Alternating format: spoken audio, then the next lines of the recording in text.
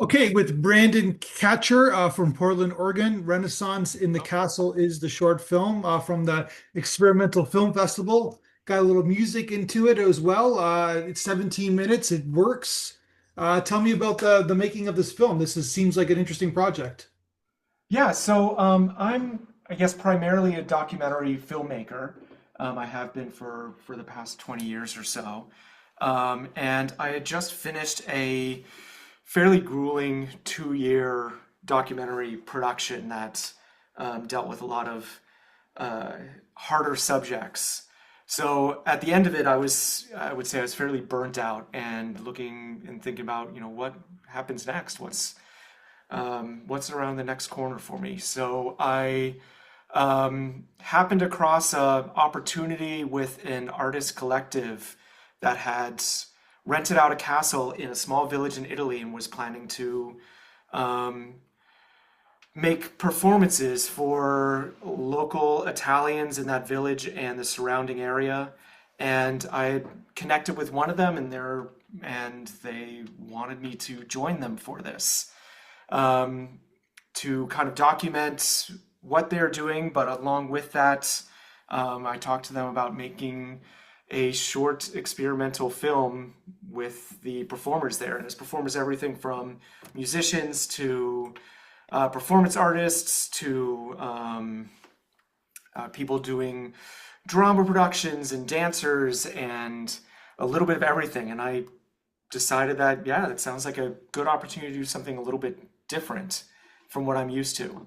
So I went on this trip to Italy, and I stayed in this giant 5-story castle with them. And I went there not really knowing what would come out of this. I didn't know what we would get. I didn't know if the artists would be open to spending, a couple of days making a film along with their other performances. So went there with really no idea, and then we spent a few days filming, and I, ended up kind of working with each artist, and we found a rhythm and kind of danced together, and that's Resonance in the Castle kind of came out of that.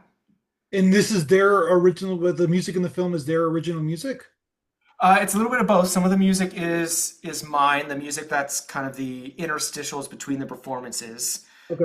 But other than that, each one has original music from the performers. So the first guitarist, Lucas, composed his piece, and then Matoshi, the harpist, he composed music for both of his pieces in there. And then the third part was music from Jet Black Pearl, who also was at the event as well. So yes, it's all original music from either the artist or myself.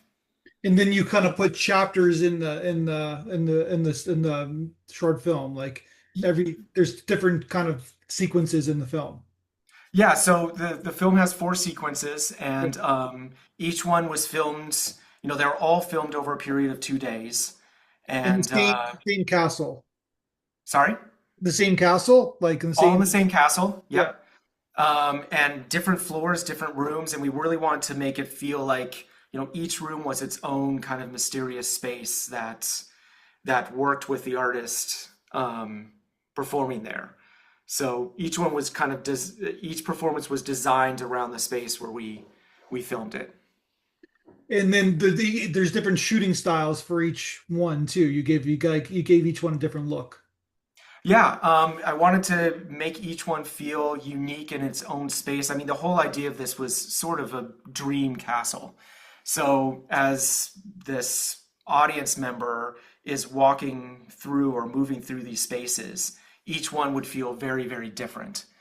Um, so we, tried to light everything different. We tried to use, a little bit of different energy for each one. For instance, the first one, I'm very much moving along with the artist throughout, the dancer, whereas the second one, the harpist, obviously he's going to be in Yeah. one space, so I had to kind of move, you know style Lots the of close-ups. movements, Lots of close-ups. yeah, along, for myself, and Yeah. figure out, kind of how his music would, or my movements would represent his music.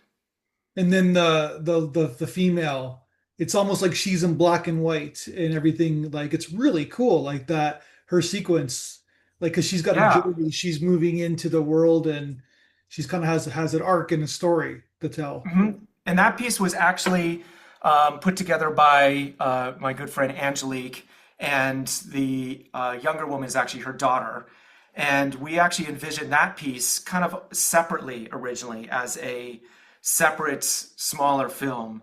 Yeah. But it worked so well in the space that we ended up incorporating it into the Yeah. It's longer. funny because that's what I had for the sequence. I had like this could be its own short film.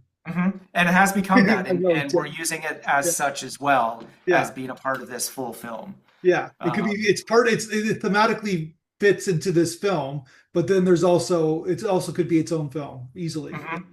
Yeah, Yeah, and that's exactly how it was envisioned. But, at the time, we didn't always know what we wanted to make out of this entire thing. And then every piece it's one of those films that every piece just kind of slotted in very nicely, yeah. um, So which doesn't often happen. So, I'm just curious. What's the origin story of the castle? so the castle is actually very interesting. It's not an incredibly old castle by castle standards. It's about 100 years old.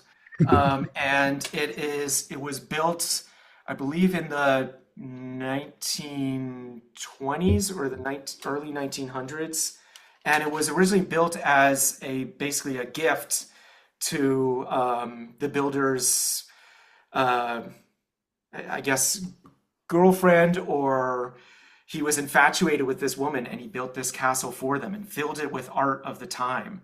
And then it's eventually changed hands a couple of times and now is privately owned. But the person who set this all up had a connection with the owner, and we were able to get them to basically let us stay there and film there. And it's the first thing I did when I arrived is I basically took my camera and spent some time in every single room, um, just filming and taking in all the details because there's so many details throughout the castle. Each room is very different and has a different theme. So it just worked perfectly for us because, we could utilize this almost museum of art and design in our film. And what? So you have the that's the exterior in the film. That's the exterior of the castle that you It shoot. is, yeah. It's the exterior and the interior. Everything was shot at that castle. Um, And where and is this in Italy? Where? What city is it in? it's in a small town called Balzola, which is between Turin and Milan. Okay. So it's about an hour outside of Milan, and it's in a small little town. It's one of those Italian towns that has lost a lot of its population over the years because a lot of these European countries, the small towns, everyone's moving into the larger cities. So the town itself was had a character too. We didn't show it much in the film, but and this castle sits right in the middle of it. Yeah, So that's it's the sequence, the exterior you have when the I yeah, guess the character the daughter's playing the character, but she comes mhm, out with that beautiful shot, and it's like yeah. right in the middle of a small town. Yeah. And in the credits, we show a little bit of because not only did they perform for the film itself, they also performed for local audiences too. So Okay. the castle was opened up to locals that actually many of them had never seen inside the castle. So I think it was a great experience for them as well. And we show a few shots of that audience in the credits, but um, we did very separate performances for the film, obviously because we need to light them and we had to have the camera in front and all of that. And then the dance sequence at the end, how did you get a choreographer? Like how did you set that up? So that was choreographed by the two dancers as well as one of the organizers of the event, Elizabeth, and they had it all set up beforehand, but they also wanted to make sure they were flexible because that space that we filmed was not the space that they performed for audiences. Because it's a smaller space, they weren't able to do everything that they had originally wanted to do for audiences.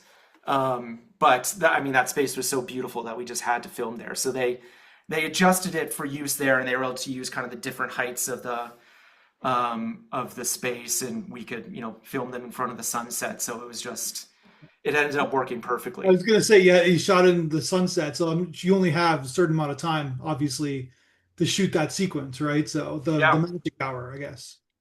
Yeah, it was just we had to make sure that we got it in the time that we could. So we waited until the sun was in the right, right spot for it to be right behind them, and then we reset everything and did it all again with the drone, which I was down at the bottom of the castle. Um, then, with goggles on and filming them again, doing the same thing with the drone so we could add a couple, extra shots from above and, flying over the castle as they were dancing. So it had to be done pretty quick, but everyone was, we all worked together so well that it just kind of came together. Yeah, it's a great sequence with the sun and great costumes too. Like they're perfect. Yeah, that was all them. They did an incredible job putting everything together, and I know it was very tough for the artists too, because the castle was not every time you had to go up to, that's about 5 floors high. So every time we had to move everything, and the dancers had to walk up five flights of stairs every time we wanted to do a take. Okay, so then you said that this was part of it, like a film organization that rented this castle. Like, was this So it's important? actually it's a group called Trails and Vistas, and it's headed up by a woman named Nancy Lopez, and she basically organized all of this. They are actually based out of Tahoe in California, and they do basically events called art hikes where they'll bring in audiences to take a 2 mile hike and have performers situated at different parts in this hike. So it's kind of in a wilderness experience where you can go in and you can see dancers and musicians and artists. So for this, they wanted to do something a little bit differently, and they came to the castle and had people come to the castle as opposed to the artists being out in nature. So she did an amazing job. I know it was a lot of work. The castle was beautiful, but it was also technically difficult. It was very hot while we were there. Lots of mosquitoes, so it was a bit of a battle with the natural elements. Yeah, well, it doesn't show up in the film, so it doesn't matter, I guess, right? Yeah, we got lucky. So that's pretty amazing that this kind of like happened like upon you. I guess it was like a good creative outlet for you after you said you experienced the documentary. Not that that wasn't creative, but this seemed like a pretty inspirational kind of to go to Italy and you do this castle, all this aesthetics, meeting all these artistic people must have been pretty inspiring. Yeah, for me, it was a breath of fresh air. Yeah, I had, I've been in the documentary world for a while. I've wanted to do some other work, but especially after this last one, you feel drained. And I needed something to basically refill my yeah. creative cup.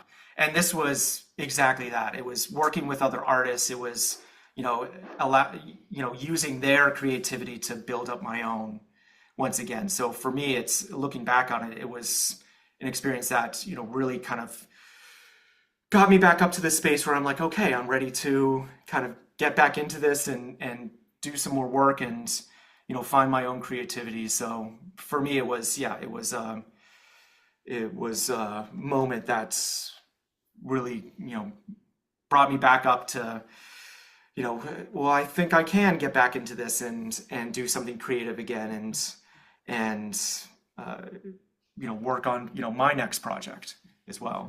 You said in the director's statement, freedom of creating without expectation.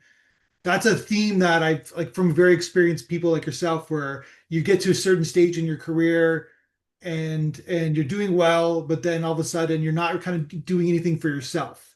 I'm just kind of, I'm just being kind of like Mhm. general, of course, right? And then you do something like this, and it does, like you said, it does fill your cup. It does inspire you because you got to do that. You have to do projects for yourself, and there's got to be zero expectation.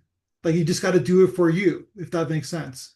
Yeah, do it for me, and also, like I said, going on something like this and not knowing what I was going to be filming Yeah. and going with a completely, you know, blank page and being like, I know I'm going to be filming with artists, but no idea what that's going to look like when I'm there, as opposed to, documentary work where have a plan and know exactly what questions you're going to ask and and what you think you're going to capture and how that is all going to be put together at the end of the day. This was, I'm going to go there and figure it out and see what comes out of it. It's funny that you said that because usually the narrative film, it's what you're gonna get, and then the documentary film, it's sometimes it's forte where like you don't know what you expect. So it's funny that you said that was the opposite for you. So it's funny. Well, I think you're right there, and being more of a documentarian Yeah. and having to roll with the punches and you have a plan, but you don't know exactly how that plan is going to turn out, and you might go in an entirely different direction. So maybe coming from that side of things kind of allowed me to just take a step back and film for the sake of filming and seeing what comes out of this, versus a narrative filmmaker who, they're going to have a full shot list and they're going to have a Yeah. full storyboard and they're going to know exactly I'm going to be filming this on this day and we're going to get all this content. Documentary is, a little bit more fly by the seat of your pants often. So like it's just a beautifully photographed film on many levels. You kind of start the film in the mountains. What was your artistic choice to do that, to have started in that kind of that give that set the tone of your film within the mountains like that? Yeah. So before I went to the castle, I spent about 6 days kind of alone in the mountains. I rented a little cabin up there and did a little bit of hiking and kind of experienced, the Alps, right up there, on the border of Italy and Switzerland. And I had originally envisioned a project about I'm a drone pilot. That's a lot of the smaller jobs that I do. And I envisioned this idea of a drone gaining sentience and learning what it was, and finding this castle and flying through it and experiencing these artists, learning what it was like to have consciousness. And that was an original idea. We didn't get permission to fly the drone in the castle. So that idea then kind of morphed into this more experimental film. But the first shots that I did was flying up in the mountains there. And then that kind of became the idea of the audience being pulled to this castle, some invisible force directing, the unknown audience or viewer to this castle. So I wanted to start in the mountains, then kind of flying down into the valleys and following this path and trails to this castle. So that's kind of where that started. And I just, happened to, I carried the drone with me while hiking up in the mountains and I found this one spot that was just spectacular. So sat there for a while and did some You by aerial yourself filming. in the mountains for 6 days? Yes. Wow. Yeah. Okay. So I was going to Italy. I might as well spend a couple of days just Yeah, you might traveling as well. around and experiencing some nature for a bit. So, um, Do you like that? That's an experience in itself. Like, do you ever? Is there like do you get? Is there like a loneliness factor? I'm just curious about like kind of being like one with nature and using the cliche for yeah. a week. So I've done quite a bit of that. Yeah. I do, I backpack. I do some trekking here and there, and I do enjoy just kind of being alone in nature sometimes and experiencing it, without distraction. So for me, having a few days to just kind of wander is always important when I travel. Either alone or with a few people and just kind of experiencing for what it is. Wow. And this is like like I said, nicely photographed film. You got the best of these artists. Like I'm assuming they've seen the film. What was their reactions when they've seen the film? Yeah, so everyone, and I actually don't think all the artists have seen it yet. I think many of them have. We have been trying to put together um, a screening for all the artists, but the artists are coming from all over the world. So there were some from uh, uh, Matoshi is Japanese, and he spends a lot of time in Japan. He's a classical harpist and does shows all over the place. We had other artists from South America. We had some from California, some from Canada. So they came from all over the place. And so we haven't gotten everyone together again yet, but we're hoping to do a screening and get as many of the artists as possible. But the ones who have seen it have loved it.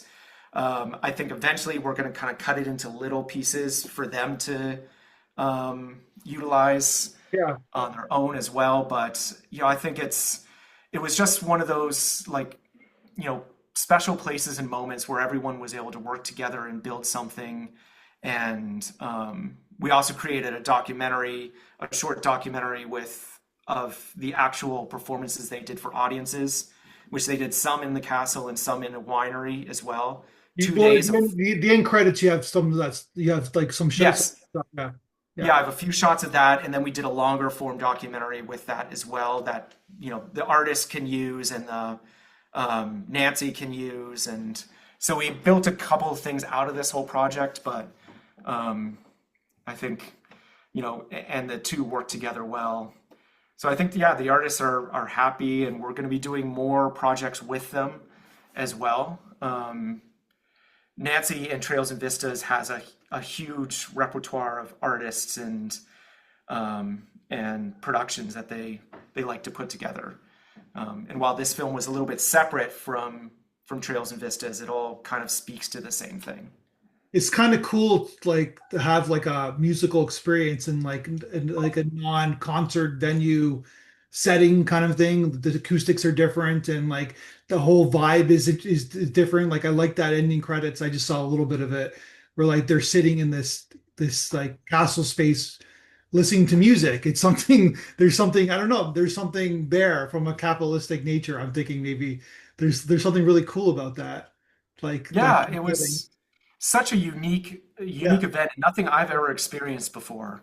And Nancy and the artist really like went above and beyond to make this a experience that the audiences would probably never forget. Yeah, yeah, exactly. Well, Yeah. like it's like I said, just a brilliant photograph film. Obviously, you know what you're doing, and like I said, that there's that one sequence. Like I'm not dismissing any other. I think the whole film is great, and I think it's perfect 17-minute film. But there is a short film in that female like journey, and then she turns into the younger self. It's an amazing film. It really is. Thanks. That little short, Thanks. yeah, it's like from a festival programmer. It's a no like this film too, but that film like little 4-minute film. That would get into every major festival that you submit to. So Oh yeah, and Angelique is an incredible performance yeah, artist. She's a sculptor. She's a painter.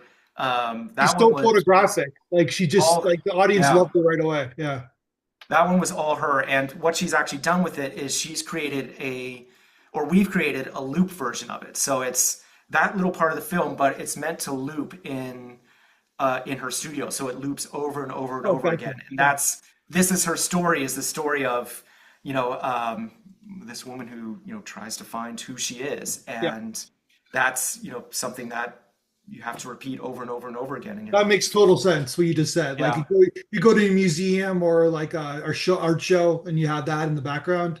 I can totally see it. Yeah. Yeah. So I think that will be showing up at one of her events in the Yeah. next few months, I think, as well, the shortened version of that. Well, congratulations. Like, so you're going back to documentary filmmaking now? I am. We're actually starting a production next week called Colors of the Spectrum, and it's this beautiful, inspiring documentary series on neurodiverse and autistic teens and adults at a makerspace in San Rafael, California, and it's where they learn life skills and they become artists and creatives and learning things like animation and woodworking and building, and it's just a incredibly inspiring place. So we're doing a documentary series on these students and what they can teach people about how to, maybe look at their lives and look at the world a little bit differently. And say like, oh, can, maybe think about things in a different way than I've been thinking about them my entire life. So that's what we're hoping to show, and we're starting that production in just actually a few days now. As we're doing this podcast, like autism is in the news, right? It So is, yeah. yeah. And autism is and neurodiversity is thinking about less as a disease and more of just everyone thinks about their lives and reality and in a different way. We all live in our own universes, so 100%, yeah. learning about how other people, you know, respond to things and how other people, look at their lives and their reality, I think, would help a lot of us step outside of our own boxes. Yeah, that I 100%. There's nothing else to add to that, but like better said, better, easier said than done, I guess. That's the best way to put it. But Yeah. I wish you the best with that project. I think it's amazing. I'd love to see it. All right. Well, thank you for your time. I really appreciate it. I know you're a busy guy, and let's talk again when you make your next film. Yeah, well, I really appreciate being a part of the experimental Dance and Music Film Festival. It's been a great experience. So thank you for everything that you do. Thank you.